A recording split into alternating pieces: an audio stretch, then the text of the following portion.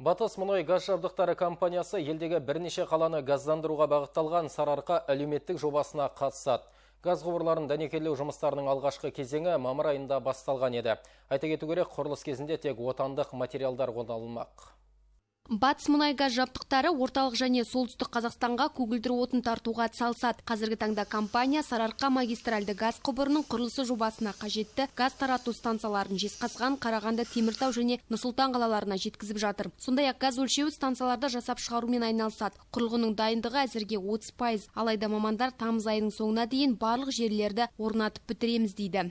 Прерогатива этого проекта. Бұл жобаның дәрігейі елді мекендерге газ тартып, халықты отын тасып, күл шығару машақатынан арылту. Сондай-ақ көгілдір отынға көшу экологияның жақсаруына айтарлықтай ықпал етеді. Яғни ауаға таралатын зиянды заттарды 6 есеге азайтуға мүмкіндік туады. Жоба желтоқсан айында толықтай бітеді. Бір айта кетерлігі, біздің компания құрылыс кезінде тек отандық материалдарды қолданбақ. Осылайша өзіміз секілді кәсіпкерлерге қолдау білдіруге ниеттіміз.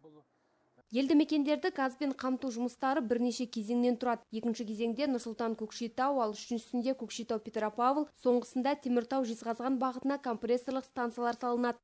В ТЭО рассчитано на 4. Жоба 4 кезеңнен тұрады. Щучинск-Бурабай арқылы Көкшетау қаласына газ жеткізілмек. Сондай-ақ Петропавл қаласы аумағына жалпы 2 компрессорлық станция салынады. Ал бірінші кезеңнің жұмыстарына тоқталар болсақ, барлығы кестеге сай жүруде. Осы қарқыннан таймасақ, уақытынан бұрын аяқтауымызда бек мүмкін.